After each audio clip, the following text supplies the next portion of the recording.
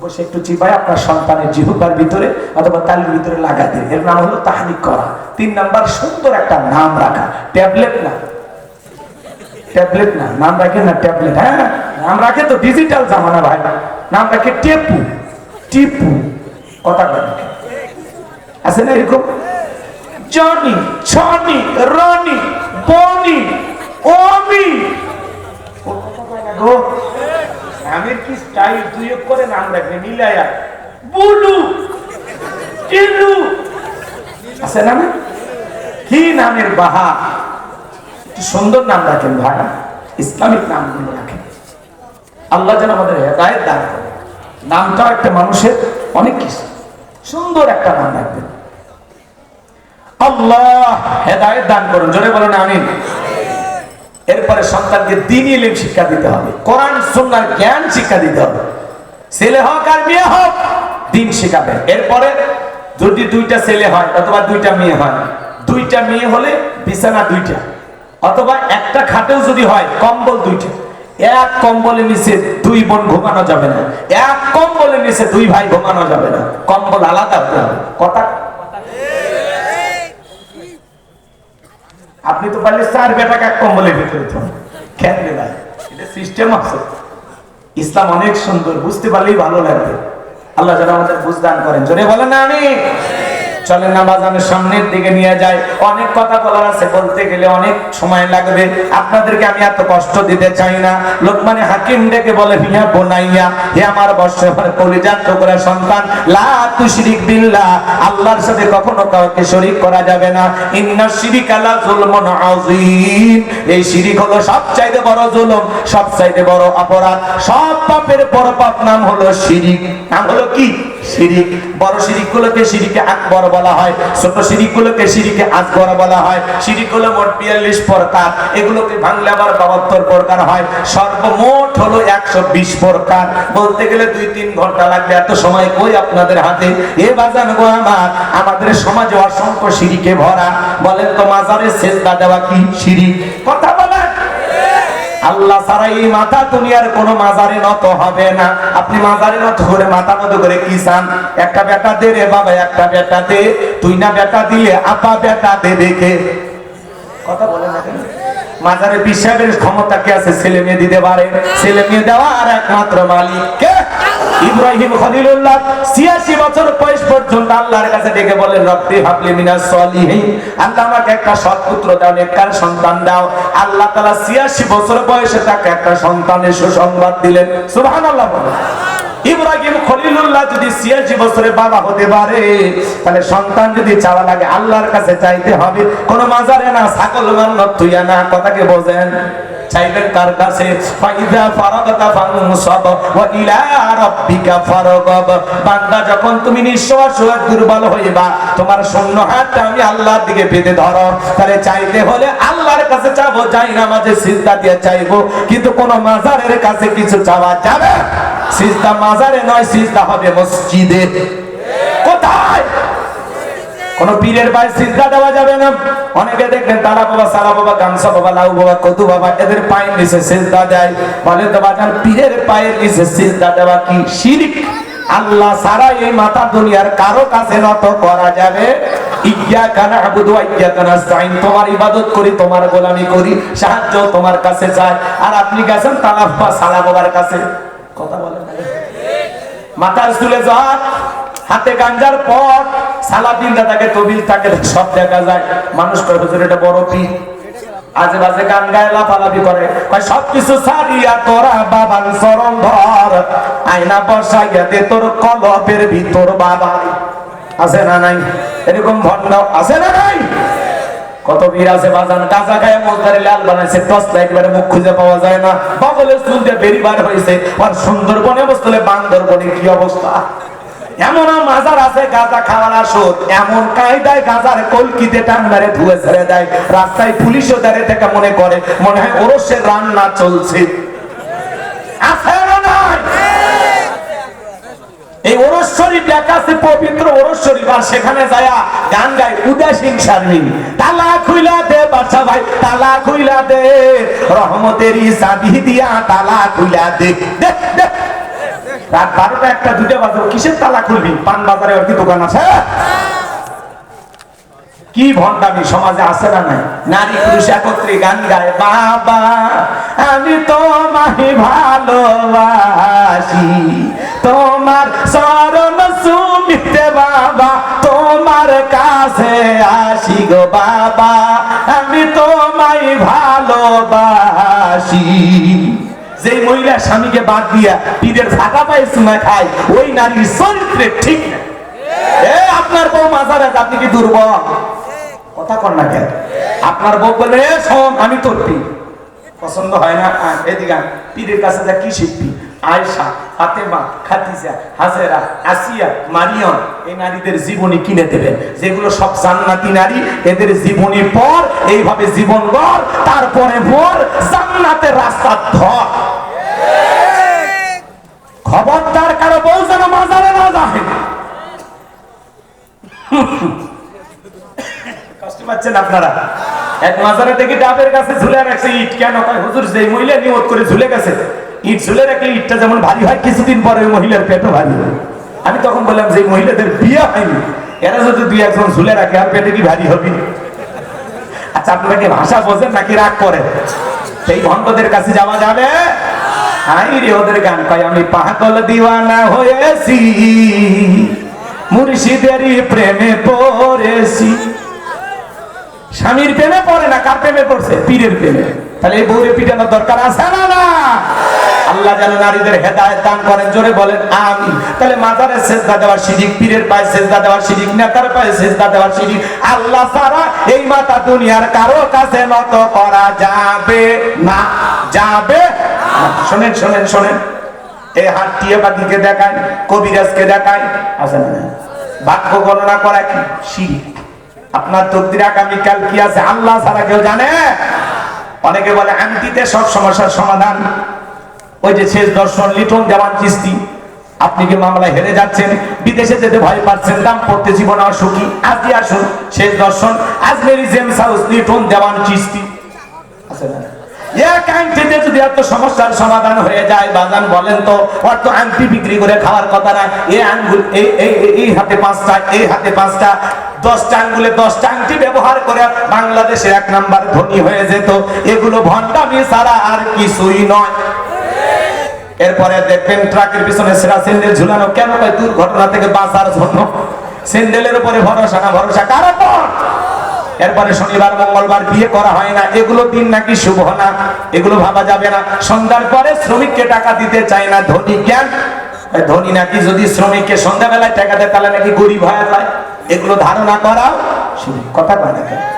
হাত চুলকালে টাকা আসে, ভালো, ওরে বান্ধে রাখেন, হাত দুটো খুলে রাখেন, 3 দিন হাত চুলকে রক্ত বের হয়ে যাবে, তাও টাকা আসবে। চিরুনি যদি চুল আশ্রয় দিকে পড়ে যায়, তাহলে নাকি মেহমান আসে, যা আমার রান্না শুরু কর, কেউ না আসলে আমরা খেয়ে যাবো। কথা কন, এগুলো ধারণা করা কথা কয় না ভাই। নতুন ছেলের বউ চা বানাতে কাপটা করে ভাঙে গেছে, বলে অলক্ষণে কুলক্ষণে বউ আসছে। অলক্ষণ কুলক্ষণ বলে ইসলামের ভিতরে কোনো কিছুই নাই। জমজ কলে খালি কয় জমজ বাচ্চা হয় ভালো, 2বারে কষ্ট 1বারে হলো, মাঝখানে সিজারের টাকাটা বেঁচে গেল। এগুলো ধারণা করাও শিরিক। কথা কয় না কেন? রাগ করেন নাকি আপনারা? অনেক কথা বলার আছে বাজানে, কয়টা কথা বলবো। ছোট বাচ্চার কপালে কালো ঠিক নাই, কে কেন? কয় বদ নজর থেকে বাঁচার জন্য। বলেন তো বাজান, তকদিরের ভালো মন্দ সবকিছু কার হাতে? ওয়াল কদরি গিশাদিহি মিনাল্লাহি তাআলা ওয়াল বাসি বাদাল মাউত। তকদিরের ভালো মন্দ একমাত্র কার হাতে? তাহলে অনেক শিরিক আছে বাজান, শিরিক করা যাবে না। শিরিক মুক্ত ঈমান আমল যেন আল্লাহ আমাদেরকে দান করেন। চিৎকার মেরে বলুন আল্লাহু আকবার। বিশ্বনবী সাহাবায়ে কেরামদেরকে ডেকে বলেন, আমার সাহাবীরা শোনো, একজন ব্যক্তি একটা মাছি মেরে জাহান্নামে চলে গেল, আর একজন ব্যক্তি মাছি না মেরে জান্নাতে চলে গেল। সাহাবায়ে কেরাম ডেকে বলেন, নবী গো, বুঝতে পারলাম না ঘটনা কি, একটু দয়া করে খুলে বলেন। আল্লাহ রাসূল তখন বলতেছে, শোনো, এক দেশে এক জালেম বাদশা ছিল। ওই জালেম বাদশা রাস্তার পরে পরে মূর্তি বানায় রাখছে। বাদশার নিয়ম হলো, যত মানুষ ওই রাস্তাতে হেঁটে যায়, প্রতিমার নামে কিছু না কিছু দিয়ে যাওয়া লাগবে। একজন ইমানদার হেঁটে যায়, জালেম বাদশার লোকেরা ডেকে বলে, কিছু দিয়ে যাও। বলে ভাই দেওয়ার মতো আমার কাছে তেমন কিছু নাই। বলে শোনো, যদি দেওয়ার মতো কিছু না থাকে ওই প্রতিমার নাকে টোকা একটা মাছি পরে আছে, সেখান থেকে একটা মাছি মেরে নিরাপদে চলে যাও। ইমানদার চিন্তা করলো একটা মাছি মারলে কি এমন অপরাধ হবে, এইবার একটা মাছি মেরে নিরাপদে চলে গেল। কিছুদিন পরে আরেকজন ইমানদার হেঁটে যায়, জালেম বাদশার লোকেরা ডেকে বলে কিছু দেও প্রতিমার নামে। ইমানদার ডেকে বলে ভাই আমি মুসলমান, প্রতিমার নামে আমার জন্য কোনো কিছু দেওয়া জায়েজ নাই, হারাম, শিরিক। জালেম বাদশার লোকেরা ডেকে বলে শোনো, হয় প্রতিমার নামে কিছু দিয়ে যাও, আর না হলে বাদশার নিয়ম অনুযায়ী কাল্লা কেটে ফেলে দেওয়া হবে। ইমানদার ডেকে বলে ভাই কাল্লা দিতে রাজি আছি, আল্লাহ দিতে রাজি নাই। বলেন আল্লাহু আকবার। এবার জালেম বাদশার লোকেরা ডেকে বলে শোনো, এখনো সময় আছে, যদি মানো ভালো, না হলে কিন্তু তোমার কাল্লা ফেলে দেব। ইমানদার ডেকে বলে ভাই হাজারবার প্রশ্ন করলে কি উত্তর দেব, কাল্লা দেব কিন্তু আল্লাহ দেব না। মাছি মারার মতো সামান্য শিরিক আমি মুসলমান করতে পারি না। হিন্দুদের পূজার মেলায় যাওয়া মুসলমানের জন্য জায়েজ না, হারাম। আপনি বউ বাচ্চা বাদ দিয়ে না যান আর গান গান মেলায় যাই রে, মেলায় যাই রে, কথা কয় না কেন? আপনি মুসলমান, আপনি কেন তাদের পূজায় যান বলেন? তারা আপনার ঈদের নামাজে আসে, জুমায় আসে, লাইলাতুল বরাতে আসে, লাইলাতুল কদরে আসে, মরে গেলে জানাজায় আসে। আপনি কেন যান? আপনি কেন যান? তার মানে অমুসলিমের চাইতেও আপনার লজ্জা কম। আপনার ধর্মীয় কোন অনুষ্ঠানে তারা আসে না, কিন্তু তাদের ধর্মীয় অনুষ্ঠানে না গেলে আপনার পেটের ভাত হজম হয় না। মুসলমান দাবি করেন না? মুসলমানরা যে জনপদে ক্ষমতায় থাকবে, অমুসলিমেরা মায়ের কোলে শিশু যেমন নিরাপদ, ডিমের ভিতরে কুসুম যতটা নিরাপদ, তার চাইতে বেশি নিরাপত্তা নিয়ে অমুসলিমেরা বসবাস করবে। তারা 12 মাসে 13 পূজা করবে, কীর্তন করবে, যা ইচ্ছা তাই করবে। মুসলমানের দায়িত্ব অমুসলিমদের নিরাপত্তা নিশ্চিত করা, কিন্তু তাদের পূজাতে অংশগ্রহণ করে ওদেরকে বলে না যে তোমরাও যা করো আমরাও তাই করি। কথা বলে না, তালে তাল মিলানো না। এক যুবকের হুজুর কয়েকটা কলা ছিল, খেয়ে ফেলে দিছে। আহা মুসলমান, আপনি নিজেকে ইমানদার দাবি করেন আর আপনি তাদের মেলায় যান। ওলামা ইকরাম ওয়াজ করে, মসজিদের খতিব তুলে ধরে ভাই খবরদার দুর্গা পূজা আপনার সন্তানকে নিয়ে যাবেন না। বলে হ্যাঁ, বাচ্চারা বায়না করেছিল একদিন গেলে কি আমি হিন্দু হয়ে গেলাম। এই থিয়েটারে বুঝাবে কে? বলেন বলেন বলেন, বুঝাবে কে? ওইটা যে যাওয়া হারাম আপনি বোঝেন না? তারা তো আসে না, আপনি কেন যাবেন? তারা আসতে পারে কিন্তু আমরা যেতে পারবো না। আমাদের ধর্মের আচার অনুষ্ঠান দেখে তারা আকৃষ্ট হয়ে মুসলমান হতে পারে, কিন্তু যেখানে আল্লাহর সাথে প্রকাশ্যে শিরিক করছে সেখানে মুসলমান যেতে পারে না, কারণ যখন তখন আল্লাহর গজব চলে আসতে পারে। আপনি কিভাবে যান? ভালো হ্যাঁ জানতে দেখিয়েছে। এই ছেলে 12:30 বার হয়ে গেছে, একটু ধৈর্য নিয়ে বসে। দিতে দিতে তো দেরি করে দিলেন, আসছি 8:30টার পর পরে। কষ্ট পান আপনারা? কষ্ট পান? কথা জানতে হবে, শিখতে হবে, বুঝতে হবে, সেখান থেকে পরিবর্তন হতে হবে। ধর্ম যার উৎসব তার। হাইব্রিড নেতারা স্লোগান দেয় ধর্ম যার যার উৎসব সবার। এই স্লোগান যেটা দেবে, যেই যত বড় নেতা হোক বুঝে নেবেন ওটা হাইব্রিড শয়তান। এই স্লোগান মুসলমানের মুখে মানায় না। মুসলমান স্লোগান দিবে ধর্ম যার উৎসব তার। বৌদ্ধদের উৎসব বৌদ্ধদের কাছে, খ্রিস্টানদের উৎসব খ্রিস্টানদের কাছে, মুসলমানের উৎসব মুসলমানের কাছে। কথা বলতে, আচ্ছা বলেন তো বাবা, পুকুর যার মাছ সবার মেনে নেবেন? গাছ যার ফল সবার মাইনে নেবেন? চাকরি যার বেতন সবার মাইনে নেবেন? আচ্ছা দোকান যার, ওই দোকানের সব আমাদের মাইনে নেবেন নাকি? বউ যার হক সবার মেনে নেবেন? তাহলে বোঝেন না কেন? ধর্ম যার উৎসব তার, পুকুর যার মাছ তার, ক্ষেত যার ফসল তার, গাছ যার ফল তার, দোকান যার দোকানের মালও তার, চাকরি যার বেতন তার, বউ যার হক তার, ধর্ম যার উৎসব তার। পরিষ্কার করে মাথায় ঢুকে নিয়ে যান। আজ থেকে সিদ্ধান্ত নেন জীবনে কোনোদিন আর পূজার মেলায় যাবেন না। হাত তোলেন তো দেখি, হাত তোলেন। আল্লাহ আল্লাহ তোমার গোলামদেরকে তুমি তোমার পথে কবুল করো। আরেকটু জোরে বলেন না আমিন। আমার ভাইয়েরা, এইবার জালেম বাদশার লোকেরা ইমানদারের দেহ থেকে কাল্লাটা ফেলে দিল। আমার নবী ডেকে বলে, আমার সাহাবীরা, যেই ব্যক্তি কাল্লা দিয়ে গেল আর যে ব্যক্তি একটা মাছি মেরে চলে গেল, যে ব্যক্তি মাছি মেরে চলে গেল, ও মাছি মেরে নিরাপদে চলে যায় নাই, ও মাছি মেরে নিজেকে জাহান্নামে নিয়ে চলে গেল। আর যে ব্যক্তি সামান্য মাছি না মেরে কাল্লা দিয়ে গেল, ও রক্তের সাগরে ভাসতে ভাসতে আল্লাহর জান্নাতে পৌঁছে গেল। বলুন সুবহানাল্লাহ। বাংলাদেশের রাস্তার মোড়ে মোড়ে ভাস্কর্য বানাইছিল যারা, আজকে দেখেন তো বাজান ভাস্কর্য আছে না ভেঙে মাটির সাথে মিশে যাচ্ছে। এই জন্য বাড়াবাড়ি করতে নাই, মুসলমানেরা ভাস্কর্য বানাবে না। মুসলমানেরা টাকা পয়সা হয়ে গেলে আজকে সারা দেশে ভাস্কর্যের নামে 4,500 কোটি টাকা ওরা খরচ করেছিল।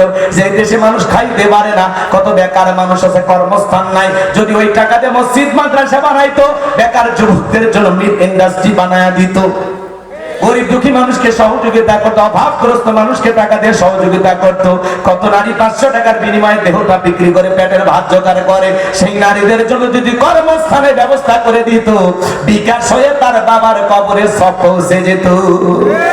আজকে যদি বঙ্গবন্ধু বেঁচে থাকতো, ফেসবুকে একটা পোস্ট করে বলতো, মা হাসিনা তোরে কোনোদিন আমি ক্ষমা করব না। কথা বলে যেভাবে বঙ্গবন্ধু ভাস্কর্যগুলো ভেঙে গুড়িয়ে দেওয়া হচ্ছে, আজকে যদি বঙ্গবন্ধু বেঁচে থাকতো আর তার একটা ফেসবুক আইডি থাকতো, সেখানে ফেসবুকে পোস্ট করতো, মা হাসিনা আমি কখনো তোকে ক্ষমা করব না, কারণ তোর কারণে আজকে মানুষ আমাকে এইভাবে ডাস্টবিনে নিক্ষেপ করেছে। এক কথা বলেন না কেন? হ্যাঁ, একজন সোশ্যাল মিডিয়া ছেড়ে দিছে যে বঙ্গবন্ধু যদি আজকে বেঁচে থাকতো, সে ফেসবুকে পোস্ট করতো, মা তোরে আমি কখনো ক্ষমা করব না, কারণ তোর কারণে আজকে আমার এই পরিস্থিতি। যেখানে বঙ্গবন্ধুর ছবি ছিল, বাংলাদেশের যেখানেই আওয়ামী লীগের অফিস আছে, কার্যালয় আছে, দাউ দাউ করে আগুন চলতেছে, বুলডোজারটা ভেঙে রাস্তার সাথে মিশিয়ে দেওয়া হচ্ছে। এই যে শামীম ওসমানের বাড়ি ভেঙে দেওয়া হয়েছে, হানিফের বাড়িতে আগুন লাগানো হয়েছে, ওবায়দুল কাদের সেতু মন্ত্রী শরীর চলে না, ওনার বাড়িতে আগুন লাগানো হয়েছে। আজকে এমপি মন্ত্রীরা হাজার হাজার কোটি টাকার মালিক, কেউ দেশে নাই, সব বিদেশে পালিয়ে গেছে। কথা কর নাকি আপনারা? একটা দেশের প্রধানমন্ত্রী থেকে শুরু করে এমপি মন্ত্রী, আমলা কামলা, নায়ক গায়ক ডাক্তার বলেন, আর ইউনিয়ন পর্যায়ে নেতা কর্মী, এমনকি হুজুর পর্যন্ত পালিয়ে গেছে। এরকম পতন পৃথিবীর ইতিহাসে কারো ঘটেনি। বরাবর ঠিক না? আমরা বারবার বললাম ম্যাডাম পদত্যাগ করেন, ম্যাডাম পদত্যাগ করেন। উনি যদি পদত্যাগ করিয়া জেলেও চাইতেন, কয়েক বছর পরে নেতা কর্মী ফুলের মালা দিয়ে আমারও জেলখানা থেকে বের করতো, কিন্তু পালিয়ে যায়, কাজটা ঠিক করেনি। কথা বলেন? এই জন্য আল্লাহর খেলা বোঝা বড় দাম। আমরা চাইলাম পদত্যাগ, আল্লাহ বলে কিসের পদত্যাগ? এরা যে অন্যায় অপরাধ করেছে, শুধু পদত্যাগ না, আমি আল্লাহ এদেরকে দেশ ত্যাগ করতে বাধ্য করবো। কথা বলে ঠিক না? ইন্না বাতশা রাব্বিকা লাশাদীদ, আল্লাহর পাকড়াও বড় কঠিন। আল্লাহ ধরে না, যেদিন ধরবে মামু বাড়ি দিল্লি গিয়ে পড়বে। শুধু একবার বলেছে, আমি লাইভে আসতেছি, জনগণের উদ্দেশ্যে ভাষণ দিব। ছাত্র আন্দোলনের বিপ্লবী সৈনিকেরা, এখন এদের রক্ত কিন্তু ঠান্ডা হয়নি, ওরা বলতেছে দাঁড়া তোর ভাষণ দিতেছি। ভারতে গেছেন, চুপচাপ থাকেন। কেন মিডিয়াতে এসে এগুলো ঝামেলা করতেছেন? চুপচাপ থাকেন, যতদিন মনে চায় থাকেন না, পাশেই তো আছেন, আমরা তো খোঁজ খবর নিতেছি। কথা কয় না? উনি আমার কল রেকর্ড ফাঁস করে বলে, দেশের জন্য আমার খুব মায়া, আমি যদি থাকতাম আমাকে হত্যা করা হতো, আমি এই জন্য পালিয়ে আসছি। আপনি নিজের জীবনের মায়া দেখলেন, আপনার কোটি কোটি অনুসারী যারা আপনার দল করে, রাজনীতি করে, তাদেরকে ভাবলেন না? তাদের জীবনের মায়া নাই? কথা বলেন না? একাই পালিয়ে গেলেন হেলিকপ্টার নিয়ে, তাদেরকেও নিয়ে যেতেন। কথা এভাবে কেন পালিয়ে গেলেন? আবার বলে আমি দেশে আসবো। আমরা বলি মেয়ে মানুষ কতদিন বাইরে থাকবে, আপনি আসেন। এই দেশ আপনার বাবার, এই দেশ আপনার স্বামীর। কথা বল ঠিক না? বুবু আইবা, তুমি আইবা গো, সেই দিন আইসা বুবু ক্ষমতা পাইবা না। বুবু আইবা, তুমি আইবা গো, সেই দিন আইসা বুবু ক্ষমতা পাইবা না। খোঁজ নাই বুবু কাদের কাকার, অবস্থা খারাপ দরবেশ বাবার, হাউ নাকেল এখন সামনে আসে না। নেতা করবি সব জেলের ভিতর, আমি আসি ডরের ওপর, কখন জানি আস গ্রেপ্তারি পরোয়ানা। বউ আইবা, তুমি আইবা গো, সেই দিন আইসা বুঝি আর পাইবা না। ক্ষমতার চেয়ার থেকে আমার সাহস কমবে, এই চেয়ারে ওটা কঠিন। 16 বছর লাগছে ছাড়তে। আর আমরা সিদ্ধান্ত নিব আগামীতে আর যাই হোক কোন নারীকে এই দেশের প্রধানমন্ত্রী বানাবো না। আগামীতে পুরুষ হবে এই দেশের প্রধানমন্ত্রী হবে, সেই দলেরই হোক। পুরুষ চাই, হাত তুলে দেখা কারা কারা পুরুষ চাই। লিল্লাহে তাকবীর। আপনার নারীদের দেখার দিন শেষ, আগামীতে পুরুষের বাংলাদেশ। দেখেন না, নারীদের জেদ বেশি, রাগ বেশি, অভিমান বেশি। স্বামীর সাথে ঝগড়া লাগে, বাড়িতে হাড়ি বাতিল ভেঙে ফেলে দেয়। স্বামীর তুলে আসার মানে মাঝে মাঝে রাগ করে স্বামীর ঘর থেকে বাপের বাড়ি চলে যায়। আর দেখলেন না, একটা দেশ ছুঁয়ে পালিয়ে গেছে। 18 কোটি মানুষের কথা না ভেবে একাই পালিয়ে গেছে। এখন আবার বলে আমি থাকলে আমাকে মেরে ফেলবে। দেশের জন্য আপনার বাবা জীবন দেয়নি? হ্যাঁ, আপনার বাবাও তো মারা গেছে। আপনি চলে গেলেন কেন? আপনি থাকতেন, একটা নতুন ইতিহাস হয়ে যেত। সমস্যা কি ছিল? এত ভয় করেন কেন? আপনি যদি খালি মিডিয়াতে এসে 1 মিনিট বলতেন আমি পদত্যাগ করছি, শেষ, কিচ্ছু হইতো না। ম্যাডাম খামাখাই চলে গেছেন, কথা কয় না। যায় আপনাকে নিয়ে আবার নরেন্দ্র মোদী বিভিন্ন জায়গায় ঘুরে গেছে, কথা কর না কেন? আপনারা মন খারাপ করেছেন। আপনারা উনি যদি দেশে আসতেছে, আমরা বলবো যাওয়ার আগে তো বলে যান নাই, আসার আগে এত বলা লাগবে কেন? যে দিক দিয়ে মন চায় আসেন, কথা বলে গেছে, তাহলে আসার সময় বলা লাগবে কেন? যে দিক দিয়ে মন চায় আপনি আসেন, তো আসেন। এই কথা ক্লিয়ার না? ভেজাল আছে? আপনি কেন বলতে হবে আমি গুলিস্তানে আসতেছি? কেন আপনি গুলিস্তানে আসবেন কেন? যে দিক দিয়ে মন চায় গোপালগঞ্জ আসেন, আসেন। না হলে আপনার শ্বশুর বাড়ির রংপুর, আপনি আসেন, তো আপনি আর দূরে থাকেন না, আপনি আসেন, কথা কয় না কেন? আমাদের মায়া দেয় না? আমাদের দেশেরই সাবেক প্রধানমন্ত্রী এইভাবে বাইরে থাকবে, আমাদের মায়া লাগে না? আসেন, আপনি আসেন, আমাদের অনেক দরদ, আপনি আসেন, আপনার আদরের কোনো অভাব হবে না, আমরা যত্নে রাখবো আপনাকে, কথা কন। রাগ করেন নাকি আপনার? আজকে বঙ্গবন্ধু ধানমন্ডি যখন ভাঙা হচ্ছে, সেখানেও 3 তলা বিশিষ্ট আয়না ঘর পাওয়া গেছে। কি পাওয়া গেছে? আয়না ঘর পাওয়া গেছে ধানমন্ডিতে। আয়না ঘর, ছোট ছোট রুম, খেতা বালিশ আছে ওখানে। আজকে বিভিন্ন এই দেশে বৃষ্টি হওয়ার কারণে কিছু কিছু জায়গায় বৃষ্টির পানি ঢুকে গেছে, ধানমন্ডিতেও আয়না ঘর পাওয়া গেছে। প্রধান উপদেষ্টা উনি আয়না ঘর দেখতে যেতে চেয়েছিলেন, অনেকে তাকে যেতে বাধা দিয়েছেন, কথা বলে দেখেন। চিন্তা করেন, ধানমন্ডি 32, সেখানে আয়না ঘর পাওয়া গেল। এই সমাজে কি ছিল? কত মায়ের বুক খালি করেছিল। এই যে পিনাকি, দেখেন না আপনারা, বিদেশ থেকে বাংলাদেশের মানুষের পক্ষে অনেক চমৎকার কথা বলেন। হিন্দু দাদা কথা বলেন, চমৎকার কথা বলেন আমাদের সাংবাদিক গেলিস ভাই। এই পিনাকি বলেছেন যে প্রত্যেকটা ইট পাথর থেকে হাজার হাজার মায়ের সন্তানের আওয়াজ শুনতে পাওয়া যায়, কথা বলে ঠিক না? এখানে যে কত মানুষের জীবন চলে গেছে, কত মানুষকে তারা গুম করেছে, হত্যা করেছে, এর হিসাব কেউ দিতে পারবে না। 16 বছরে কত হাজার মানুষকে তারা হত্যা করেছে। কেউ বিরুদ্ধে কথা বললেই আব্রাহার ফাহাদ, কত ভাইয়েরা জীবন দিয়েছে নিরীহ বাচ্চাদেরকে। 2006 সালে লগি বৈঠা দিয়ে ছাত্র শিবিরদের সোনার সন্তানদেরকে কিভাবে পিটায় বিদায় করে দিয়েছে, কথা বলে ঠিক না? আজও সেই ভিডিও ফুটেজ গুলো দেখলে লোম দাঁড়িয়ে যায়, মানুষ কেমন এত পাষাণ হতে পারে, কথা বলে ঠিক না? আজকে সামান্য ইট দালান করে ভাঙা দেখে কান্না চলে আসে। হ্যাঁ, অনেকে মাস্ক পরে দেখতে গেছে, মানে একটু ওই দল করে, একটু ভাঙতে গেছে, একজন যা বলতেছে, হে ভাই এগুলো ভাঙেন না, মানুষ দিচ্ছে গণধুলাই, সে এই পিটন। তখন বলতেছে আমিও তোমাদের পক্ষে, আমি 32-এর না, আমি এখন 36-এর লোক। মারিয়ে চাইতে বড় ওষুধ আছে কর। এক মহিলা পাগলি দেখতে গেছে, পাগলি যা বলতেছে এগুলো ভাঙেন না, সবাই ধরছে পাগলি। পাগলি তখন বলতেছে আমিও ছাত্রদের পক্ষে। সেই দেখতে যাচ্ছে, সে বিপদে পড়ে কয় আমিও পক্ষে।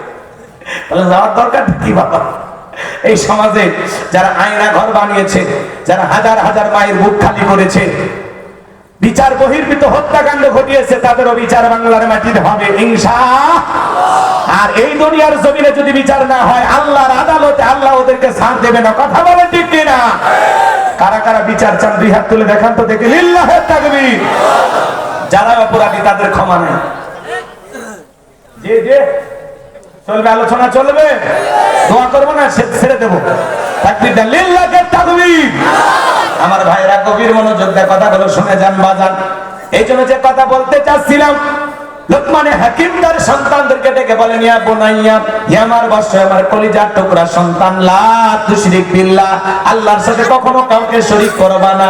ইন্নাশ শিরকা লা যুলমুন আযীম, এই শিরক হলো সবচেয়ে বড় জুলুম, সবচেয়ে বড় অপরাধ। আমরা আমাদের সন্তানদেরকে শিক্ষা দেব শিরক করব না। শিরক মুক্ত ঈমান আমল দরকার আছে না নাই বাজান? ছোট্ট একটা উদাহরণ দিলে শেষ কথাটা আপনারা বুঝে যান বাজান। এ ভাই বসো বসো বাবা, বসো বসো, এখনই ছেড়ে দিচ্ছি, কয়েক মিনিটের মধ্যে আমি দোয়া করে দেবো। ওরা বসা করিনি, যদি পারেন আমার গাড়ির ড্রাইভারের কাছে আমার লেখা একটা বই আছে, শেষ বিদায়, স্মৃতি হিসাবে নিয়ে যেতে পারেন। মৃত মানুষকে নবীজির তরিকায় কিভাবে বিদায় করতে হবে, স্বামী স্ত্রী মারা গেলে একে অপরকে গোসল করাতে পারবে কিনা, মৃত ব্যক্তিকে চুমা খাওয়া জায়েজ না হারাম, আত্মহত্যা করে মারা গেলে তার জানাজায় যাওয়া যাবে কিনা, জান্নাত জাহান্নাম সম্পর্কে, আখিরাত সম্পর্কে, কবরের সলজব সহ পরকালমুখী অনেকগুলো কথা দিয়ে, প্রত্যেকটা কথার দলিল দিয়ে আছে, দুইটা গজল সহ বিশেষ কিছু দোয়া সহ ৭৬ পৃষ্ঠার বইটা, আমার মোবাইল নাম্বার ঠিকানা সব বইটার ভিতরে পাবেন ইনশাআল্লাহ। ৫০ টাকা হাত দিয়ে ড্রাইভারের কাছ থেকে আপনারা নিতে পারেন। যুবকেরা তো এগুলো কেনে না, ওরা কেনে উপন্যাস, প্রেম কেন কাঁদায়, যৌবনের মৌবনী, অভিশপ্ত রাত, মিলন হবে কতদিনে, তোর মরণের পরে। এগুলো মাঝে মাঝে উপন্যাস কেনা যাবে। প্রত্যেকটা মুসলমানের ঘরে একটা সিরাত গ্রন্থ থাকার দরকার আছে না নাই? কিনবেন ইনশাআল্লাহ। নবীজির জীবনের শুরু থেকে শেষ পর্যন্ত আপনাকে আমাকে জানতে হবে। এজন্য মা বোনেরা সংগ্রহ করতে পারেন। শোনেন, শেষ কথাটা বলে দিয়ে যায়। আপনাদের যশোর শহর থেকে একটা লোক আসবে আপনার বাড়িতে, গেস্ট, মেহমান। তার জন্য সকাল থেকে আপনার বিবি অনেক রান্না করেছে, গরুর গোশত, মুরগির গোশত, বিভিন্ন কিছু রান্না করছে, একটা খাবারের প্লেট সাজাইছে, এই প্লেটে গরুর গোশত সব কিছু দিয়েছেন। চিন্তা করলেন ছোট ছেলেটাকে অনেক ভালোবাসে, ওর সামান্য একটু পায়খানা প্লেটের এক কোনায় দিয়েছে। মেহমানের সামনে খাবারের পরিচিতি, ভাই এটা কি গরু, এটা খাসি, এটা মুরগি, এটা হরিণ, এটা কি, এটা এই দুইটা কি। তখন বলছে, ভাই ছোট ছেলেটাকে খুব ভালোবাসি, আর সামান্য একটু পাতলা পায়খানা দিয়েছে। বলে, তো দুনিয়ার কোন গেস্ট, কোন মেহমানই খাবার খাবে? জোরে বলেন, খাবে? সামান্য প্লেটে পায়খানা মাখা থাকার কারণে ওই খাবার যেমন দুনিয়ার কেউ খাবে না। আপনার আমল নামায় নামাজ, রোজা, হজ, যাকাত অনেক কিছু আছে, কিন্তু সামান্য শিরিক যদি মিশ্রিত থাকে, ওই শিরিক মিশ্রিত কোন আমল, ইবাদত আল্লাহর দরবারে কবুল হবে না। বলেন আল্লাহু আকবার। এই কথা বুঝছেন? উদাহরণ কেন দিলাম বুঝছেন? হ্যাঁ, শিরিক মিশ্রিত থাকলে আপনার যতই ভালো আমল থাক, ওই শিরিকের কারণে সমস্ত ভালো আমলগুলোকে আল্লাহ বরবাদ করে দেবেন, সমস্ত আমল ধ্বংস হয়ে যাবে। এই জন্য শিরিক করা যাবে না। সম্মানিত ভাইয়েরা আমার, এরপরে আল্লাহ রাব্বুল আলামিন জানিয়ে দিলেন, লোকমানে হাকিম, তুমি তোমার সন্তানদেরকে আমার সাথে পরিচয় করা দিলাম, আমি আল্লাহর বড় ভালো লাগলো। এবার আমি আল্লাহ তাআলা তোমার সন্তানদের সাথে তোমার পরিচয় করা দিলাম। আমার আল্লাহ জানিয়ে দিলেন, ওয়াসাইনাল ইনসানা বিওয়ালিদাইহি হামালাতুহু উম্মুহু ওয়াহানান আলা ওয়াহানি ওয়া ফিসালুহু ফি আমাইনি আনিশকুরলি ওয়া লিওয়ালিদাইক ইলাইয়াল মাসির। বসেন, এটা খুবই গুরুত্বপূর্ণ একটি পয়েন্ট আল্লাহ বলেছেন। শোনেন শোনেন, আজকে 95% পরিবারে মা বাবা অবহেলিত, নিগৃহীত, অপমানিত, বঞ্চিত, পদদলিত, কথা বলেন ঠিক কিনা? এই জন্য আল্লাহ তাআলা পিতা মাতার আলোচনা করেছেন এই জায়গায়। সংক্ষিপ্ত 2-3 মিনিটে বলে দেব। আমার আল্লাহ রাব্বুল আলামিন বলেন, ওয়াসাইনাল ইনসানা বিওয়ালিদাইহি হামালাতুহু উম্মুহু ওয়াহনান আলা ওয়াহনি ওয়া ফিসালুহু ফি আমাইনি আনিশকুরু লিওয়ালিদাইহি। আমার আল্লাহ ডেকে বলেন, আমি তো মানুষকে নির্দেশ দিয়েছি তারা যেন মাতা পিতার সাথে সদাচরণ করে, উত্তম ব্যবহার করে। কারণ হলো তার মা কষ্টের পর কষ্ট সহ্য করে সন্তানটাকে গর্ভ ধারণ করেছে, 2-2.5 বছর বুকের দুধ পান করাইছে। সুতরাং মাতা পিতার প্রতি কৃতজ্ঞ হও। আমি আল্লাহ তাআলার প্রতি কৃতজ্ঞ হও, মাতা পিতার প্রতি কৃতজ্ঞ হও। তোমরা সবাই তুমি আল্লাহর দিকে প্রত্যাবর্তন করবা। বলেন তো বাজারে সেই মা বাবার সাথে ভালো ব্যবহার করার দরকার আছে না? একটা মা সন্তানকে পেটে নিয়ে কতটা কষ্ট করে, 3-4 মাস মা খাইতে পারে না, মার বমি বমি হয়। 6-7 মাস যখন হয়ে যায়, সন্তান যখন আস্তে আস্তে পেটের ভিতরে বড় হয়, মা কত রাত ঘুমাইতে পারে না। 8-9 মাস যখন হয়ে যায়, মার পেটটা কত ভারী হয়ে যায়। আজকে আমি মায়ের গর্ভে ছিলাম মাত্র 10 ইঞ্চি জায়গায়। এ বাজান, লম্বা আছে, লম্বা ঘটনা আছে, অনেক কথা বলার আছে, সেই দিকে আর আমি যাব না, সংক্ষিপ্ত কথা বলে দিয়ে যাই। ডেলিভারির সময় যখন চলে আসে, দুঃখিনী মা বাবার ঘরের ভিতরে প্রবেশ করে গভীর নিশীথে বাবার দুটো পা জড়ায় কান্না করে। মায়ের চোখের পানি যখন বাবার পাকে স্পর্শ করে, বাবা ঘুম থেকে জাগ্রত হয়ে ডেকে বলে, বিবি, এত রাতের বেলায় কেন তুমি